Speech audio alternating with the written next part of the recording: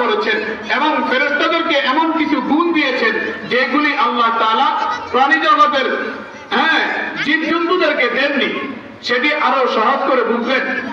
মানুষদেরকে আল্লাহ তাআলা ভালো মন্দ সব কিছু বুঝার যোগ্যতা দিয়েছেন, ক্ষমতা দিয়েছেন এবং কোন কাজ করলে মানুষ ভালো রেজাল্ট পাবে, কোন কাজ করলে জান্নাত পাবে, কোন কাজ করলে জাহান্নামে যেতে হবে, কোন কাজ করলে গুনাহ হবে, কোন কাজ করলে সওয়াব হবে, কোন কাজ করলে পাপ হবে, কোন কাজ করলে নেক আমল নামায় জমবে। এই কথাটি আমরা অনেকেই জানি, কিন্তু জানার পরেও আমরা প্রত্যেকজনে গুনার কাজ ছেড়ে আমলের কাজে, ইবাদত বন্দেগীর কাজে পরিপূর্ণ লিপ্ত না, বরং আমরা গুনাহ জানা সত্ত্বেও, পাপ হবে এই কথা জানা সত্ত্বেও এরপরেও আমরা গুনার কাজে ব্যস্ত থাকি, গুনাতে লিপ্ত থাকি। দেখবেন নামাজ পড়া সওয়াবের কাজ না গুনার কাজ, এই কথাটা আমরা কি জানি না? প্রত্যেকে জানি। যে ব্যক্তি নামাজ পড়লো, আল্লাহ তাআলার হুকুম পালন করলো, সেই ব্যক্তি তো এই কথা বুঝে যে আল্লাহ পাকের পক্ষ থেকে যে হুকুম ছিল সেই হুকুম আমি আদায় করেছি, সওয়াবের কাজ। আর যদি কেউ নামাজ ছেড়ে দেয় তাহলে সেই ব্যক্তি গুনাহ করলো না সওয়াবের কাজ করলো, ভালো করলো না খারাপ করলো? এই কথাটা কি আমাদের সমাজের এলাকার মানুষেরা বুঝে না? অবশ্যই বুঝে, কিন্তু বুঝার পরেও গুনার কাজে মানুষ লিপ্ত, গুনার কাজে মানুষ ব্যস্ত, বরং গুনাকে মানুষ হার জিত, বরং গুনার কাজে এমন ভাবে লিপ্ত হয়েছে কে কার থেকে বেশি গুনাহ করতে পারে এমন এক প্রতিযোগিতায় লিপ্ত হয়ে গিয়েছে। অথচ এখন আমাদেরকে আল্লাহ তাআলা ভালো এবং মন্দ উভয়টি বুঝার যোগ্যতা দিয়ে আল্লাহ তাআলা দুনিয়াতে পাঠিয়েছেন। উভয় যোগ্যতা দেওয়ার পরেও আমরা গুনার কাজ করি, আর গুনার কাজ আমরা এমন ভাবে গুনার কাজে লিপ্ত আছি যে আমরা মনে হয় যেন প্রতিযোগিতায় আছি কার চাইতে ব্যক্তি বেশি গুনাহ করতে পারে। বরং আল্লাহ তাআলা এই যোগ্যতাগুলি আমাদের মানুষদেরকে যে যোগ্যতা দিয়েছেন, এই যোগ্যতা রব্বে কারীম ফেরেশতাদেরকে পরিপূর্ণ দেননি, বরং জীব জন্তুদেরকেও পরিপূর্ণ দেননি। এই কথাটা বোঝার জন্য আমি আরেকটু সহজ করি। সেটি হলো প্রত্যেকটি কাজের একটি আছে মজা, আরেকটি আছে সাদা।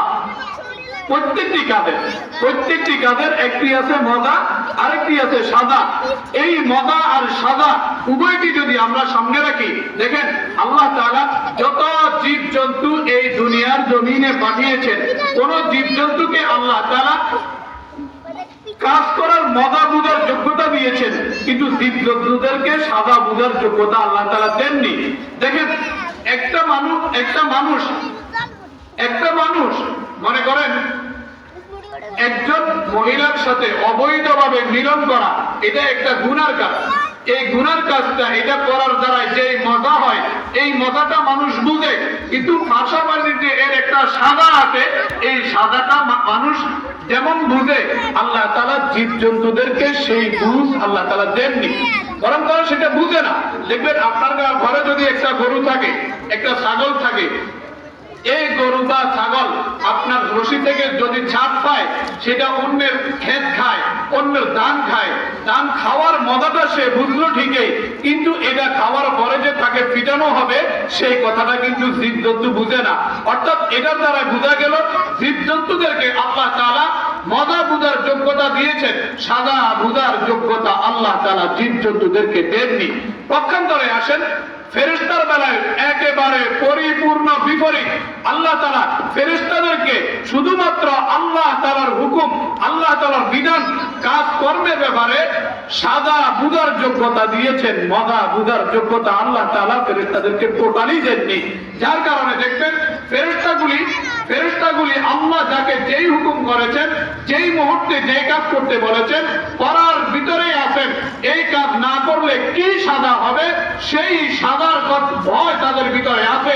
সাজা বুঝার যোগ্যতা আল্লাহ ফেরেশতাদেরকে দিয়েছেন, কিন্তু কাজ করার মজা যেটা সেটা বুঝার যোগ্যতা আল্লাহ তাআলা ফেরেশতাদেরকে দেননি। তাহলে এর দ্বারা বোঝা গেল কি আল্লাহ তাআলা প্রত্যেকটি ফেরেশতা জগৎকে সাজা বুঝার যোগ্যতা দিয়েছেন, মজা বুঝার যোগ্যতা দেননি। সকল জীবজন্তুদেরকে মজা বুঝার যোগ্যতা দিয়েছেন, সাজা বুঝার যোগ্যতা দেননি। আর মানুষ জাতিকে আল্লাহ তাআলা মজা আর সাজা উভয়টি বুঝার যোগ্যতা দিয়ে আল্লাহ দুনিয়াতে পাঠিয়েছেন। সুবহানাল্লাহ বলেন।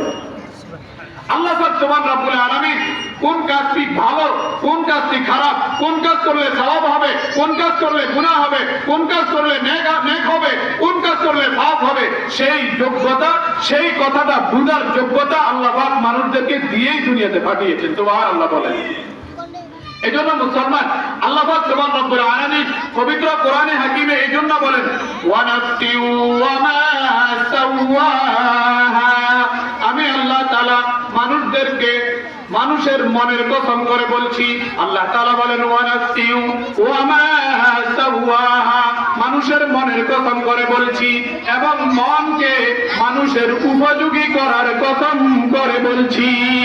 মানুষের মনকে মানুষের মনের উপযোগী করার কসম করে বলছেন কেন?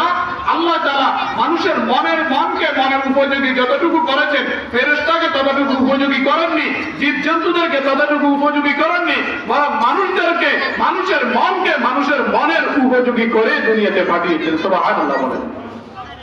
আল্লাহ তাআলা এরপরে এতগুলি কসম করেছেন। আল্লাহ তাআলা বলেন ওয়াশ-শামসি ওয়া দুহাহা, আমি আল্লাহ সূর্যের কসম করে বলছি, সূর্যের আলোর কসম করে বলছি, ওয়াল কমারি ইযা তালাহা, চন্দ্রের কসম করে বলছি এবং চন্দ্রের আলোর কসম করে বলছি, ওয়ান নাহারি ইযা জাল্লাহা, আল্লাহ তাআলা বলেন আমি দিনের আলোর কসম করে বলছি, ওয়াল লাইলি ইযা